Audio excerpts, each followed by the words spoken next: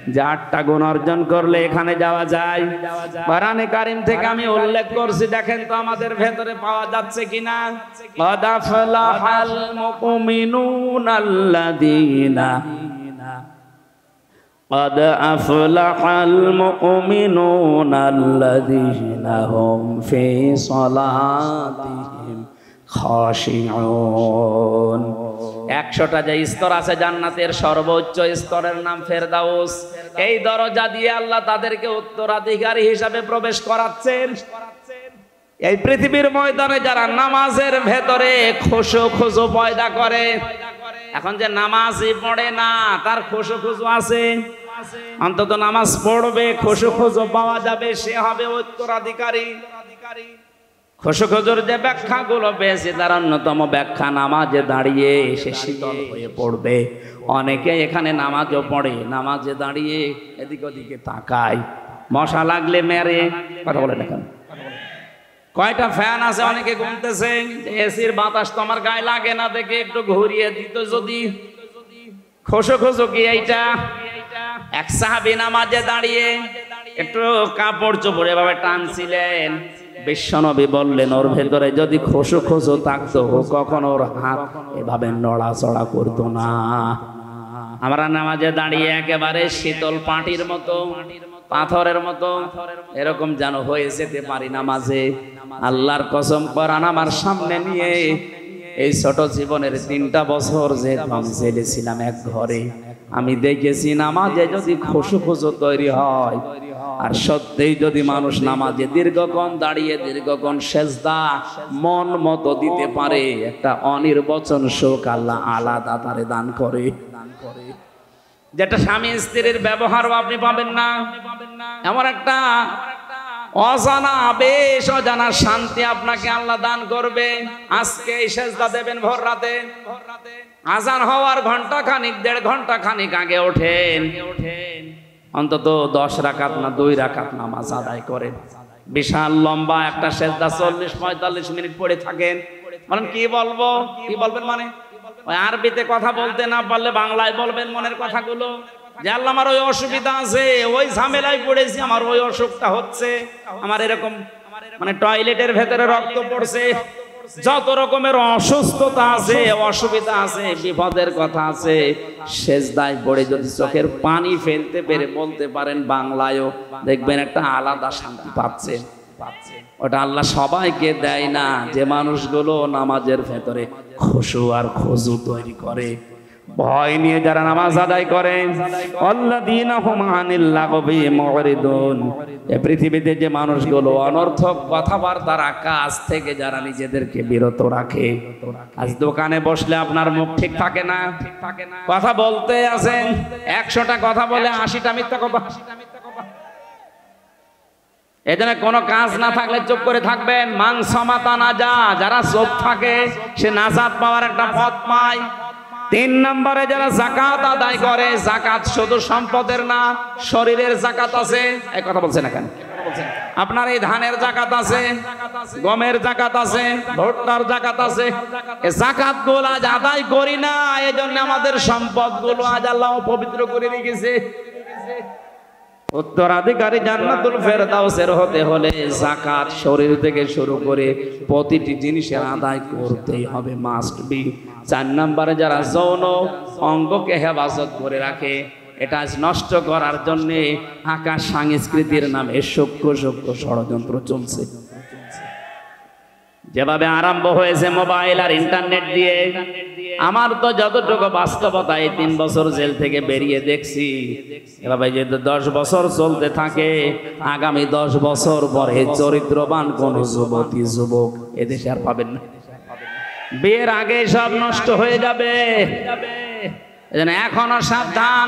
আমি সহ যারা আছি, ছোট বাচ্চা থেকে শুরু করে অন্তত ও কান্নাকাটি করে করুক, ও যদি কিনতে মরে যায় যাক, তারপরও ওদের হাতে অ্যান্ড্রয়েড মোবাইল গুলো দেওয়া যাবে না। এইটা দেওয়া আর হাতে বোমা দেওয়া সমান। আজকে এইটা ওইটা টিপতে টিপতে এমন জায়গায় যাবে আপনি কল্পনাও করতে পারেন না ওর চরিত্র কখন ধ্বংস হয়ে গেছে। যদি এটা কঠিন কাজ, অনেক অনেক মা বোনেরা মনে করে বাচ্চাকে মোবাইলের এই খেলাধুলা উল্টা পাল্টা জিনিস না দিলেও খাবার খেতে চায় না, না খাক, ওর মেধা কিন্তু নষ্ট হয়ে যাচ্ছে। আজ কয়েকদিন পরে নির্বাচন, এই যে ভোট দেবেন যারা, এটা কিন্তু আমানত। নাম্বারে যে মানুষগুলো আমানতের খেয়ানত করে না, এখন মনে করেন আমার দলের লোক তো দাঁড়ায়নি, আমি দেব না। না, যারাই দাঁড়িয়েছে মনে করেন 8-9 জন 10 জন, এর ভেতরে যোগ্যতা সম্পন্ন যেই লোকটা, যার দ্বারা ইসলামের কাজ হবে, মানবতার কাজ হবে বলে আপনার মনে হয়, এইরকম মানুষকে আপনার রায়টা, এই আমানতটা দিয়ে দেবেন জান্নাতুল ফেরদাউসের উত্তরাধিকারী হওয়ার জন্য। এমনটা দরকার। এরপরে আমি পেয়েছি অঙ্গীকার পূর্ণ করতে হবে। ওয়াদা যদি কারো সাথে দেয়, আজ এখানে আমি আসার আগে যারা যারা ওয়াদা দিয়েছে যে বাড়িতে বাড়িতে টিউবওয়েল বসিয়ে দেব, বিশাল গরুর গাড়ির চাকার মতো জিলাপি কিনে দেব, কত রকমের ওয়াদা কত মানুষ করে, অথচ ওয়াদাকে কিছু মনে করে না, পাশ করার পরে সব ওয়াদা ভুলে যায়। ওনার জন্য জান্নাতুল ফেরদাউস হারাম হয়ে যাবে। ওয়াদা ঠিক রাখবেন, ওয়াদা যদি করেন, আর যদি ওয়াদা করতে না পারেন, ঠিক রাখতে না পারেন, করবেন না। এরপরে আছে নামাজে যত্নবান হওয়া। আল্লাহ রাব্বুল আলামিন কোরআনে কারিমে এই যে গুণগুলো দিয়েছেন, যদি কেউ অর্জন করতে পারে, মহান আল্লাহ তাকে এই বিশাল ফেরদাউসের উত্তরাধিকারী হিসাবে কবুল করে নেবেন। আমি সব প্রত্যেকটি মানুষকে আল্লাহ যেন এটা কবুল করেন, আমিন। দ্বিতীয় নম্বর দরজার নাম পেয়েছিলাম জান্নাতুল মাওয়া। আমা আদরাকা মা ইল্লিয়ুন। হে নবী, আপনাকে ওরা জিজ্ঞাসা করে ইল্লিন কি, বলেন এটা একটা জান্নাত, এর উপরে আর নিচে জান্নাতুল মাওয়াটা সাজানো আছে। দুনিয়াতে যেই মানুষগুলো আল্লাহকে ভয় করে সব অন্যায় কাজ থেকে নিজেকে বাঁচিয়ে রাখতে পারে, তার জন্য জান্নাতুল মাওয়া আল্লাহ রেখে দিয়েছেন। আল্লাহ আমি সহ প্রত্যেকের জন্য যেন জান্নাতুল মাওয়ারও ব্যবস্থা করেন, আমিন। দারুল মাকাম আছে, দারুল করার আছে, দারুল খোলদ আছে, এরকম একটা একটা করে 100টার বর্ণনা আমি পেয়েছি কোরআনে কারিমে। আল্লাহ যে একটা সর্ব উচ্চ স্তর ফেরদাউস, আমি সহ প্রত্যেককে উত্তরাধিকারী হওয়ার তৌফিক দান করেন, আমিন। ফাস্তাজাবনা লাহু ওয়া নাজ্জাইনাহু মিনাল গাম্মি ওয়া কাযালিকা নুনজিল মুমিনিন। রব্বুল আলামিন প্রচন্ড এই গরমে ঠাকুরগাঁও রানী শঙ্কল থানার এই বনগাঁও যুব সমাজ কর্তৃক আয়োজিত তাফসীর মাহফিলে গভীর রজনী, এখন প্রায় রাত 12টা বেজে গেল।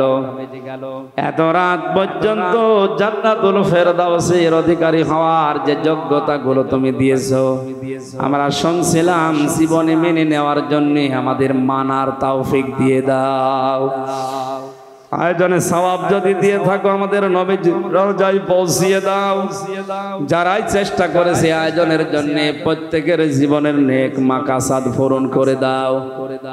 তোমার যে বান্দাগুলো মানুষের খেদমত করবে বলে আকাঙ্ক্ষা পেশ করেছে, বিশেষ করে সাইদুল হক, আহমেদ হোসেন, আব্দুল কাদের, সোহেল রানা সহ, বাবর আলী ভাই সহ, মোজাম্মেল হক সহ যত মানুষ নিজেদেরকে জনগণের খাদেম বানাবে বলে আকাঙ্ক্ষা দিয়েছে, তোমার এলমে যার প্রতি জানা আছে যে তার দ্বারা তোমার ইসলামের জনগণের কাজ হবে, আল্লাহ তুমি তাকে মালা পরিয়ে দিও। মা বোনেরা পর্দার আড়ালে বসে আছে, খাদিজার মতো, আয়েশার মতো তাদেরকে বানিয়ে দাও। আমাদের সবাইকে তুমি রোগ শোক থেকে হেফাজতে রাখো আল্লাহ। এই ঠাকুরগাঁও জেলার ডিসি, এসপি, টিওনো, ওসি যত মানুষ দায়িত্ব পালন করছে আমাদের জান মাল ইজ্জত আবরু হেফাজতের জন্য, আল্লাহ এদের দায়িত্বটা তুমি ইবাদত হিসাবে কবুল করে নাও। এই জেলার মাটির নিচে যারাই ঘুমিয়ে আছে, কবরটা তুমি কোরআন ইজ্জতে জান্নাত বানিয়ে দাও। নবী যে জানিয়েছেন, কোরআনে কারিমের আলোচনা যেখানে হয় ওই এলাকায় 40 দিন কবরের আযাব মাফ হয়ে যায়। আল্লাহ তাআলা কোরআনের বিশাল ইজ্জতের কারণে এলাকার মানুষের কবরগুলো কিয়ামত পর্যন্ত ক্ষমা করে দাও। যত অতিথি বসে আছে মনের ভেতরে যার যে কামনা বাসনা আছে আমাদের জায়েজ আশাগুলো পূর্ণ করে দাও।